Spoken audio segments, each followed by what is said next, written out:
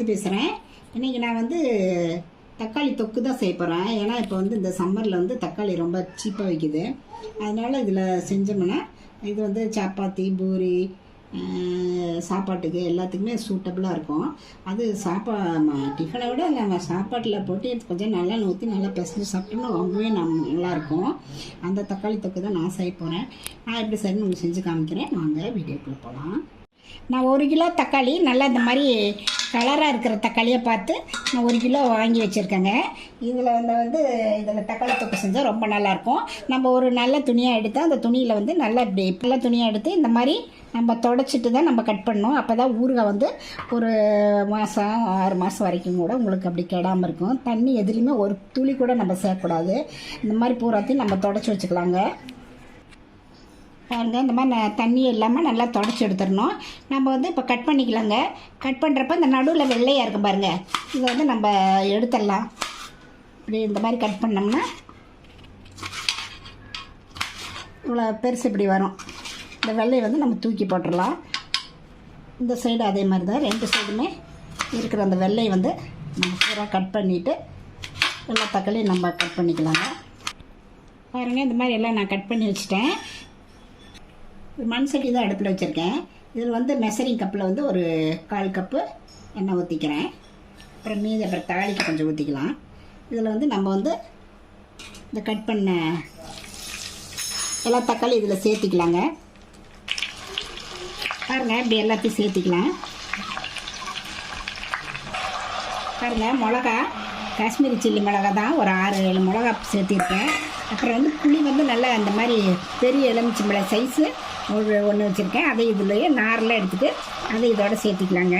அப்புறம் வந்து இதில் தக்காளிக்கு வந்து கூட கொஞ்சம் உப்பு போட்டோம்னா சீக்கிரம் வதங்கிடும். இதெல்லாம் சேர்த்து நல்ல ஒரு 1/4 மணி நேரம் 20 நிமிஷம் ஆகுங்க. அப்போ தான் இதெல்லாம் நல்லா சுண்டை வதங்குற வரைக்கும் வேக விடலாம். பாருங்கள், நல்லா தலை இந்த மாதிரி கொதிக்குது. ஒரு 10 நிமிஷம் கிட்ட ஆயிடுச்சு. இன்னும் கொஞ்சம் நேரம் கொதிக்கணும், ஒரு 10 நிமிஷம். அப்போ தான் தண்ணி போகிற நல்லா சுண்டும். நம்ம வந்து இதில் ஒரு சொட்டு தண்ணி கூட விடக்கூடாது. தக்காளியில் விடுற தண்ணி உங்களுக்கு இவ்வளோ வந்துடுச்சு. இது நல்லா ஹை ஃப்ளேமில் வச்சு நல்லா சுண்ட விடுங்க. ஒரு வடைச்சட்டி அடுப்பில் வச்சுருக்கேங்க. அதில் வந்து நான் வந்து 1 ஸ்பூன் வந்து கடுகு, அப்புறம் ஒரு 1/2 ஸ்பூன் வெந்தயம், இது 2ஐயும் வந்து நம்ம ட்ரை ரோஸ்ட் பண்ணிக்கலாம். சிம்மிலே வச்சு தான் வறுக்கணும், இல்லை ரொம்ப கரிஞ்சிரும். நம்ம பட்டுன்னு 2 வெடிக்கிறப்ப நம்ம எடுத்தோம்னா சரியாக இருக்கும். வெடிக்குது பாருங்கள். இந்த டைமில் வந்து நம்ம ஸ்டவ் ஆஃப் பண்ணிடலாம். பாருங்கள், நல்லா பொரியுது. ஸ்டவ் ஆஃப் பண்ணிவிட்டு நல்லா ஆற விட்டு பொடி பண்ணிக்கலாம். பாருங்கள், நல்லா எல்லாம் ஒன்றோட ஒன்றா கதன்னு ஆயிடுச்சு. நம்ம இந்த மாதிரி டைமில் நம்ம ஆஃப் பண்ணிடலாம். ஆஃப் பண்ணிவிட்டு நல்லா ஆற விட்டு நல்லா கூலிங் ரூம் டெம்பரேச்சர் வந்ததுக்கப்புறம் நம்ம மிக்சியில் நல்லா ஓட்டிகிட்டு வந்துடலாங்க.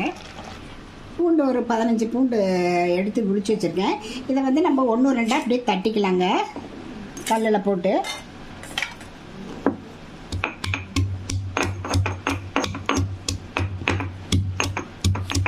பாருங்கள், இந்த மாதிரி நம்ம தட்டி வச்சுக்கலாம் எல்லா பூண்டையும். ரொம்ப நைஸாக இருக்க வேண்டாம், ஓரளவுக்கு அரைச்சோம்னா போதும். இந்த மாதிரி அரைச்சிட்டு வந்து வச்சுட்டு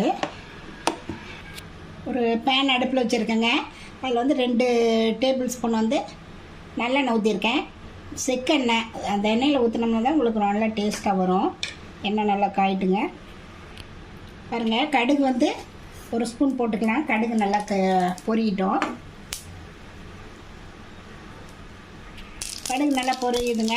நம்ம வந்து தட்டி வச்ச இந்த பூண்டை இதில் சேர்த்திக்கலாம். பூண்டை நல்லா அப்படி கலர் உள்ளாங்க. முடிஞ்ச அளவுக்கு எதுலேயுமே நம்ம ஒரு துளி தண்ணி கூட சேர்க்காம விட்டாதான் உங்களுக்கு வந்து இந்த தொக்கு வந்து ரொம்ப கெட்டு போகாமல் இருக்கும்.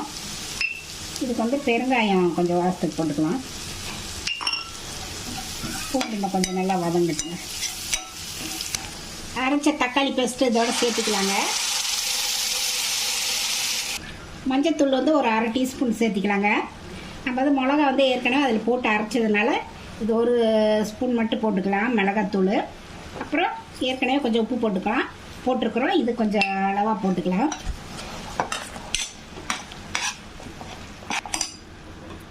நம்ம பொடி பண்ண வச்சுன்னா வெந்தயம், கடுகு அந்த தூளை இதோட சேர்த்திக்கலாங்க.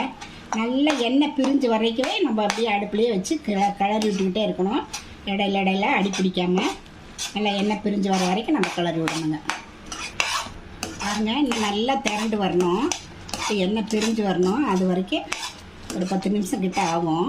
நம்ம அது வரைக்கும் கிளறிட்டு இருக்கலாம். இடையில சிம்மில் வச்சு மீடியம் சிம்மில் தான் வச்சுக்கணும். நம்ம ஹை ஃப்ளேம்லேயும் வைக்கக்கூடாது. பாருங்க, நல்லா எல்லாம் சுண்டை வத்திருச்சு. இது வந்து ரொம்ப ரொம்ப டேஸ்ட்டாக இருக்கும். இப்போ வேறு தக்காளி வேறு விலை ரொம்ப கம்மியாக இருக்குது. நம்ம அது மாதிரிலாம் செஞ்சு வச்சுக்கிட்டோம்னா நம்ம வந்து இட்லி, தோசை, சப்பாத்தி எதுக்கு வேணாலும் வச்சு சாப்பிட்லாம். மெயினாக வந்து சாப்பாடுக்கு வந்து நம்ம இது போட்டு சைடிஷாக பிசைஞ்சு சாப்பிட்டா ரொம்ப ரொம்ப டேஸ்ட்டாக இருக்கும். இது வந்து 1 மாதம் ஆனால் 2 மாதம் கூட கெடாமல் இருக்கும். நீங்களும் அது மாதிரி ட்ரை பண்ணி பார்த்துட்டு எப்படி இருக்குன்னு ரதியா சமையலுக்கு சப்ஸ்கிரைப் பண்ணுங்கள், லைக் பண்ணுங்கள், ஷேர் பண்ணுங்கள். அடுத்த வீடியோவில் வேறு ரெசிபியோட சந்திக்கிறேன். வணக்கங்க.